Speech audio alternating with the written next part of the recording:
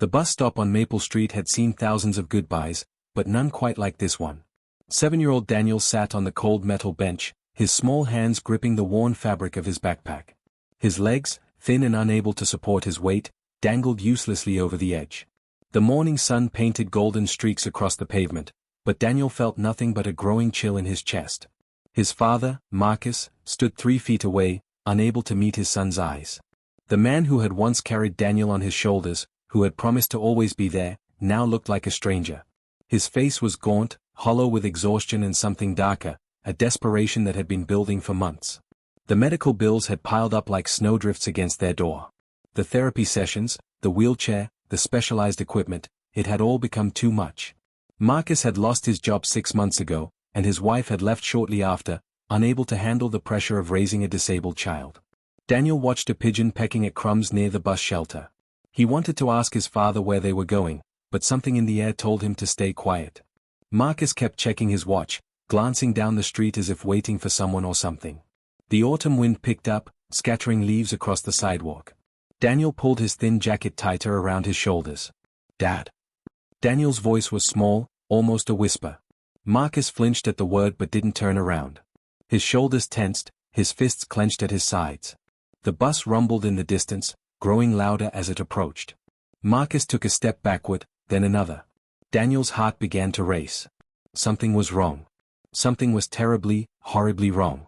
The bus hissed to a stop, its doors folding open with a mechanical groan. An elderly woman shuffled off, giving Marcus and Daniel a warm smile. She didn't know she was witnessing a moment that would shatter a child's world. Marcus finally looked at his son, and Daniel saw tears streaming down his father's weathered face. "I'm sorry," Marcus whispered, his voice breaking. "I'm so sorry, Daniel. I can't do this anymore." Before Daniel could respond, before he could reach out or cry or beg, Marcus turned and walked away. Not slowly, not with hesitation, but with quick, determined steps. He crossed the street without looking back, his figure growing smaller with each stride. Daniel called out, his voice cracking with panic. "Dad! Dad, wait! Please don't leave me." But Marcus kept walking, faster now, until he turned a corner and vanished from sight. The bus pulled away, leaving a cloud of exhaust in its wake. Daniel sat alone on the bench, his backpack still clutched in his hands. Around him, the world continued as if nothing had happened. Cars passed by. A jogger ran past with earbuds in. A woman walked her dog. But for Daniel, everything had stopped. His chest felt tight, like someone was squeezing his lungs. His eyes burned with tears he refused to let fall. An hour passed, then 2. The morning rush faded, and the street grew quieter. Daniel's legs ached from sitting in one position, but he couldn't move them properly without help. His stomach growled. His throat was dry. A few people passed by, some glancing at him with brief curiosity before moving on. No one stopped. No one asked if he was okay. In a city of millions, Daniel had become invisible. As the sun climbed higher in the sky, Daniel finally allowed himself to cry. Silent tears rolled down his cheeks, dripping onto his backpack. He didn't understand why his father had left him. Was it something he had done? Was he too much trouble? Too expensive? Too broken? The questions circled his mind like vultures, each one more painful than the last. He wanted his mother, but she was gone too. He wanted his home, his bed, his stuffed bear. He wanted to wake up and find this was all just a nightmare.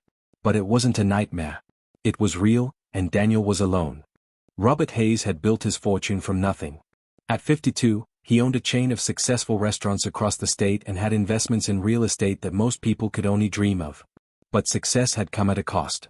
His marriage had ended in divorce 5 years ago, and his daughter barely spoke to him anymore. She lived on the other side of the country, pursuing her own dreams, and their conversations had become cold and formal.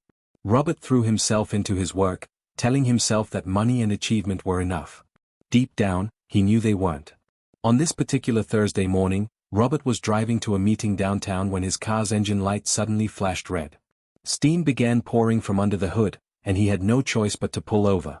Of all the places his luxury sedan could have broken down, it stopped right in front of the Maple Street bus stop. Robert slammed his palm against the steering wheel in frustration. He was going to be late, and he hated being late. He reached for his phone to call a tow truck, but something caught his eye. A small boy sat on the bench, completely motionless except for the trembling of his thin shoulders.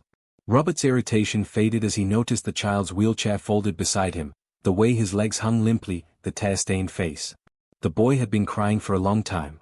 Robert glanced around, expecting to see a parent nearby, perhaps someone who had stepped away briefly. But the street was empty except for passing strangers who seemed oblivious to the child's presence. Robert got out of his car and approached slowly, not wanting to frighten the boy. As he drew closer, he could see the details that told a devastating story. The boy's clothes were clean but worn, his shoes scuffed and too small. His backpack looked like it contained everything he owned. Most alarming was the look in the child's eyes, a hollow, vacant stare that no child should ever have. "Hey there," Robert said softly, crouching down to the boy's level. "Are you okay? Where are your parents?" Daniel looked at him with those haunted eyes and said nothing. Robert felt his chest tighten. He had seen many things in his life, dealt with countless business challenges, but this was different. This was a child in crisis, and every instinct Robert had was screaming that something was very wrong. "My name is Robert," he continued, keeping his voice gentle. "Can you tell me your name?" After a long moment, Daniel whispered, "Daniel." His voice was hoarse from crying. "Daniel, do you know where your mom and dad are?" At the mention of his father, fresh tears spilled down Daniel's cheeks. "He left me," the boy said, his voice barely audible. "He said he was sorry and then he left."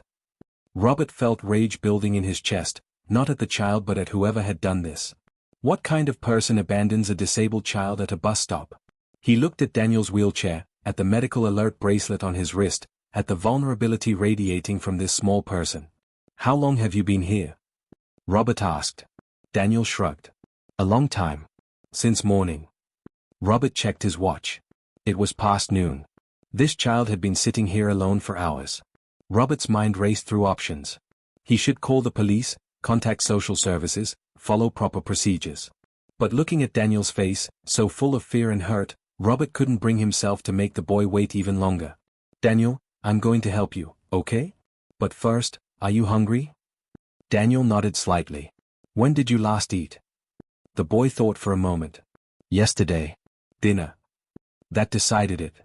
Robert carefully helped Daniel into his wheelchair, noting how light the boy was, how his legs remained completely limp. He folded the wheelchair and placed it in his car's trunk, then gently lifted Daniel into the passenger seat. The boy didn't protest or resist. He simply accepted it all with a resignation that broke Robert's heart. As Robert buckled the seatbelt around Daniel, he made a silent promise. Whatever had happened here, whatever circumstances had led to this moment, he was going to make sure this child was safe. They drove to the nearest diner, a small family-owned place that Robert knew served good, honest food. Inside, he ordered Daniel a burger, fries, and a chocolate milkshake. He watched as the boy ate slowly at first, then with increasing hunger, as if he hadn't had a proper meal in days. Maybe he hadn't. Robert ordered his own coffee but found he couldn't drink it. His mind was spinning with questions. Who was this child? Where was his family?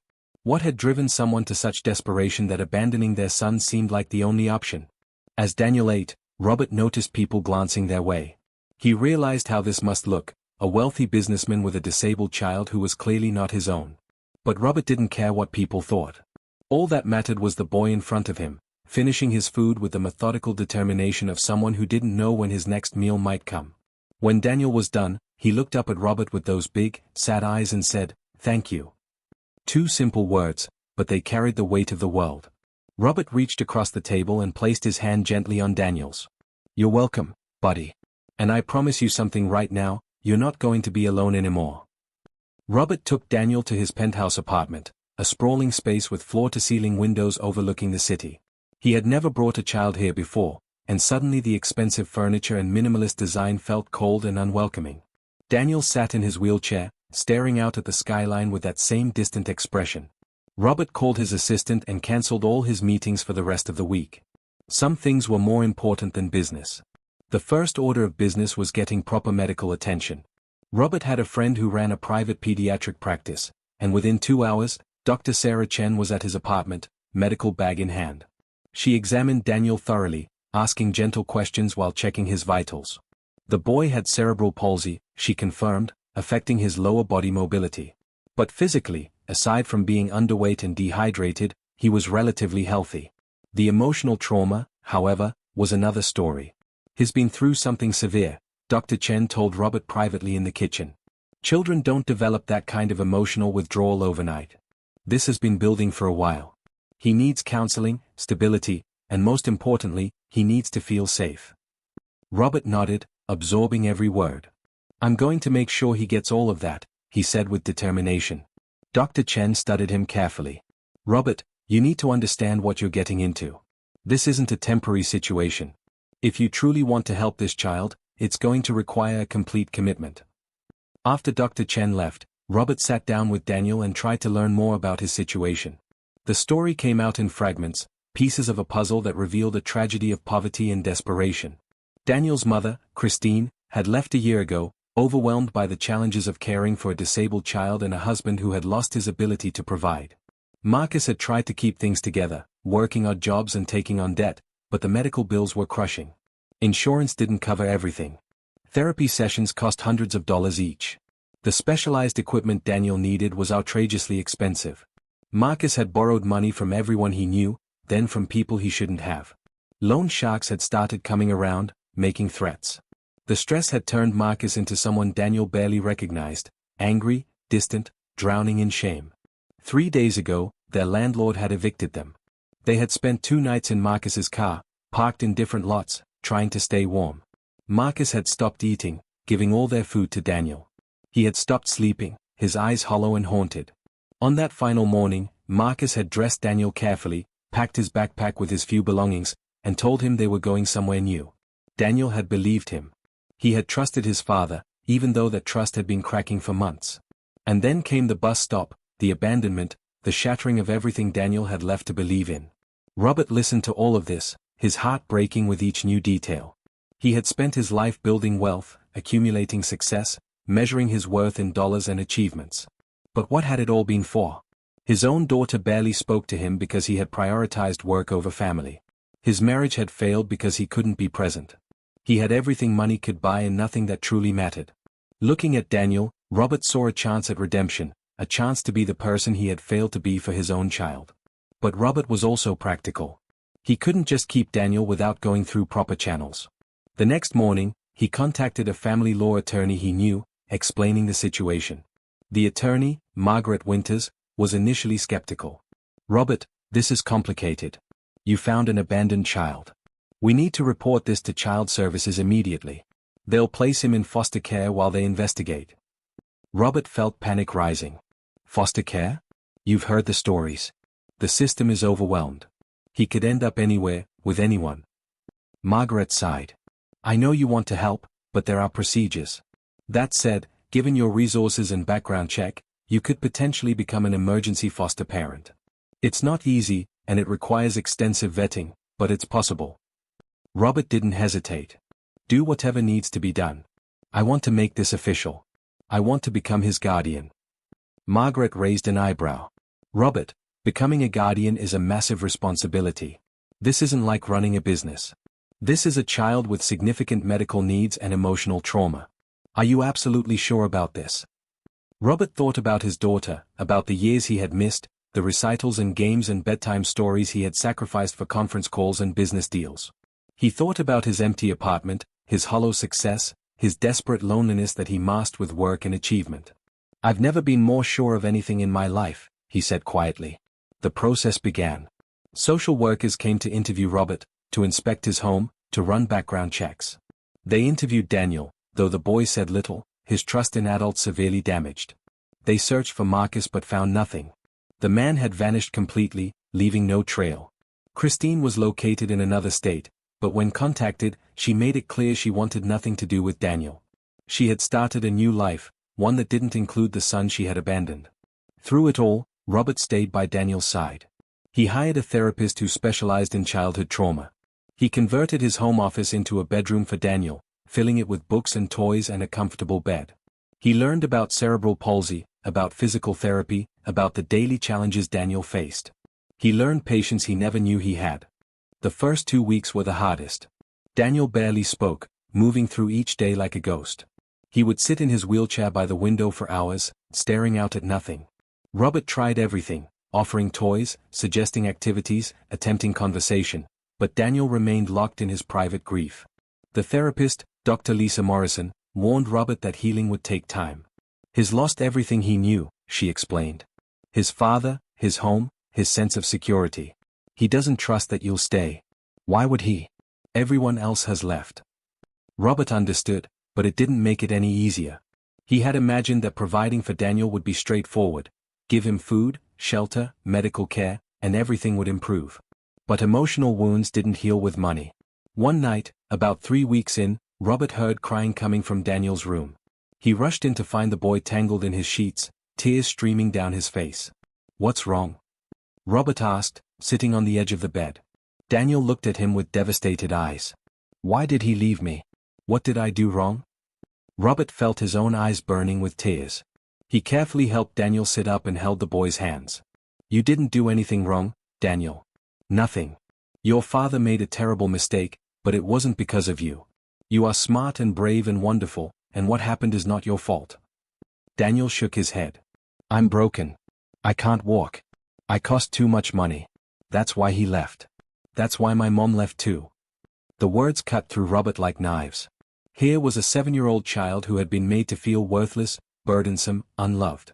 "Listen to me," Robert said firmly, making sure Daniel was looking at him. "You are not broken. You are not too expensive. You are not a burden. What you are is a kid who deserves to be loved and cared for, just like every other kid in the world. Your disability doesn't make you less valuable. It makes you who you are, and who you are is pretty amazing." Something shifted in Daniel's eyes, just slightly. It wasn't trust, not yet, but maybe it was the beginning of hope. From that night on, things slowly began to change. Robert established routines that gave Daniel structure and predictability. Every morning, they had breakfast together. Robert learned to make pancakes, Daniel's favorite.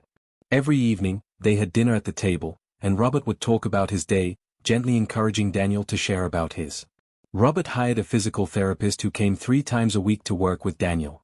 The sessions were challenging, often painful, but Daniel began to show determination. Robert attended every session, learning the exercises so he could help Daniel practice between appointments. He learned how to properly assist Daniel with his wheelchair, how to help him transfer to different surfaces, how to support his legs during therapy. Slowly, Daniel began to open up. He mentioned that he liked drawing, so Robert bought him art supplies, professional-grade colored pencils, sketchbooks, watercolors. Daniel's face had lit up in a way Robert hadn't seen before. He spent hours drawing, creating worlds on paper that he couldn't physically explore. Robert hung every picture on the refrigerator, treating each one like a masterpiece. 4 months after finding Daniel at the bus stop, Robert was officially approved as his foster parent, with the process for adoption already begun. The legal system moved slowly, but Margaret assured him that everything was progressing well. Marcus had never been found, and Christine had signed away her parental rights. Daniel would legally become Robert's son within a year. But something more important than legal paperwork was happening. Daniel had started to smile. Not often, not easily, but genuine smiles that transformed his face. He had started calling Robert Mr. Robert, which then became just Robert, and one morning, while they were making pancakes together, Daniel accidentally called him Dad. The boy had frozen, his eyes wide with fear and uncertainty. Robert had knelt down and said, "I would be honored if you wanted to call me that." Robert's own daughter, Emily, had been skeptical when he first told her about Daniel. Their relationship had been strained for years, and she couldn't understand this sudden change in her father. But when she finally agreed to visit, something unexpected happened. Emily, now 26 and working as a teacher, connected with Daniel immediately. She understood what it was like to have Robert as a father, to experience both his shortcomings and his capacity for devotion when he truly committed. "He's different with Daniel," Emily told her mother over the phone. "He's present. He's patient. He's become the father I always wanted him to be." There was sadness in her voice, but also something else, happiness for her father, for this second chance he was getting. Slowly, Emily began visiting more often. She brought Daniel books from her classroom, helped him with reading, and told him stories. Daniel, who had been an only child with no family, suddenly had a sister. The transformation in Robert's life was complete. His business still thrived, but it was no longer his only focus. He attended Daniel's therapy sessions, his counseling appointments, his school events. He advocated fiercely for Daniel's needs, ensuring his new school had proper accessibility accommodations. He connected with other parents of disabled children, learning from their experiences and wisdom. Robert's friends noticed the change. Some thought he was crazy, taking on such responsibility at his age. Others saw something they envied: purpose, fulfillment, genuine joy. Robert didn't care what anyone thought. For the first time in decades, he felt like his life had meaning beyond profit margins and business deals.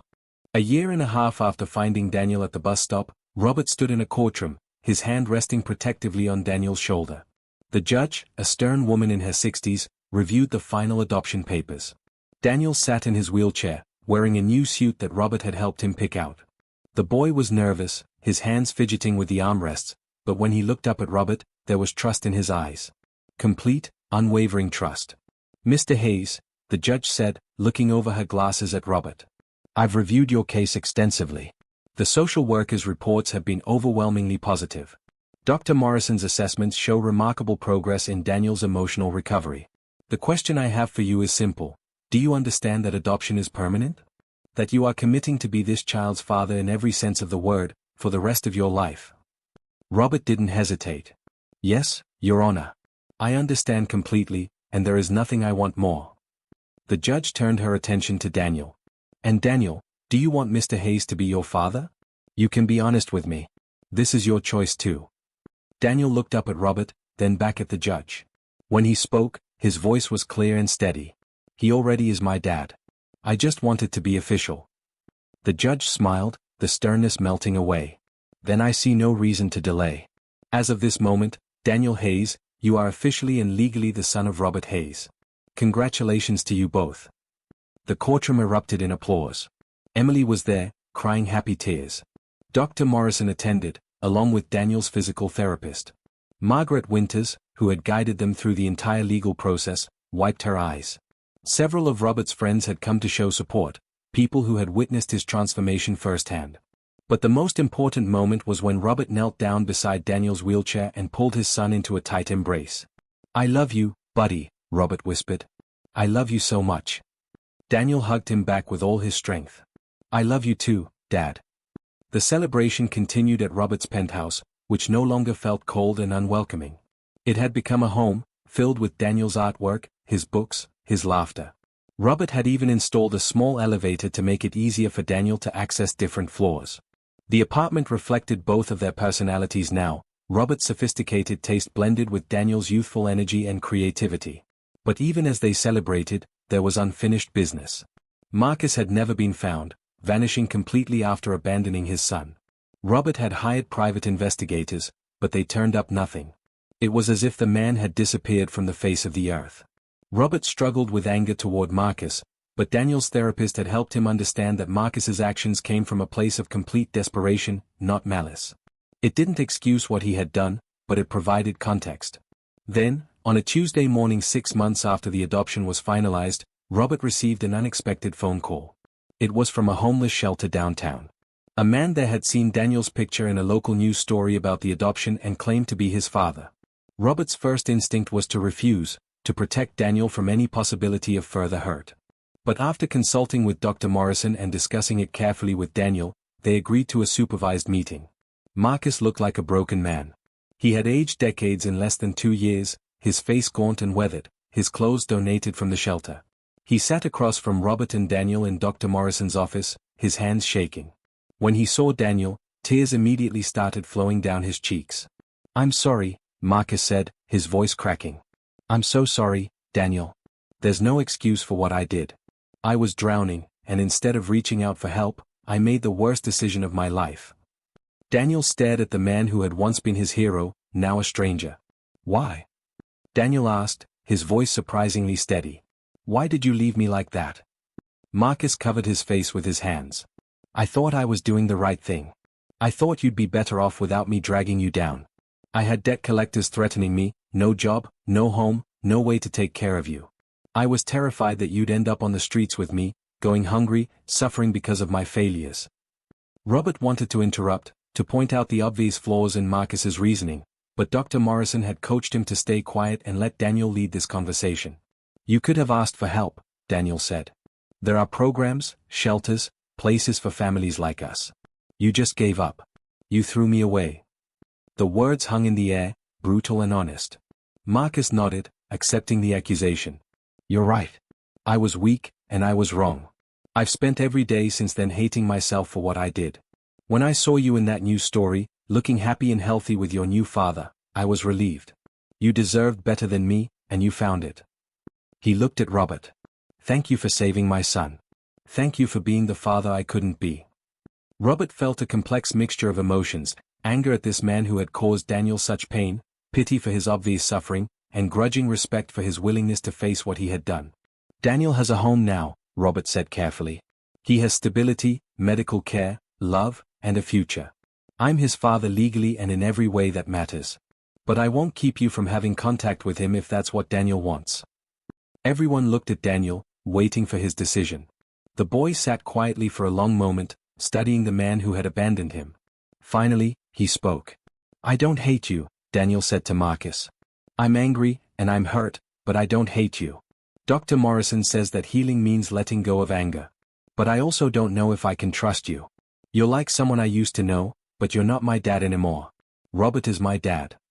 Marcus nodded, fresh tears streaming down his face. I understand. And I'm grateful that you're willing to even speak to me.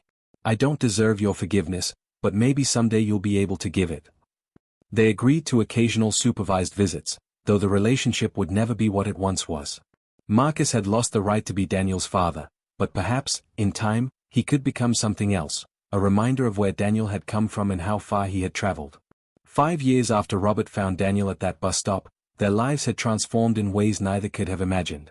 Daniel, now 12 years old, thrived in school. His physical therapy had improved his core strength significantly, and while he would always need his wheelchair for mobility, he had gained independence in many other areas. He had friends, hobbies, and dreams for the future. He wanted to be an architect, designing buildings that were accessible to everyone. Robert had found the purpose that had eluded him throughout his successful career. His relationship with Emily had healed, and she was now a constant presence in their lives, a beloved older sister to Daniel. Robert had even started a foundation that helped families struggling with the costs of caring for disabled children, ensuring that no parent would feel so desperate that abandonment seemed like their only option. On the anniversary of the adoption, Robert and Daniel returned to the Maple Street bus stop. It looked exactly the same, the metal bench, the shelter, the spot where Robert's car had broken down on the most important day of his life. They stood there together, Robert's hand on Daniel's shoulder, both of them remembering that terrible morning and everything that had come after. Do you ever wish things had been different? Robert asked quietly. That your father had made different choices. Daniel thought about the question seriously. Sometimes, he admitted. I wish I hadn't been hurt. I wish my family hadn't fallen apart. But if none of that had happened, I wouldn't have you. And I wouldn't trade you for anything.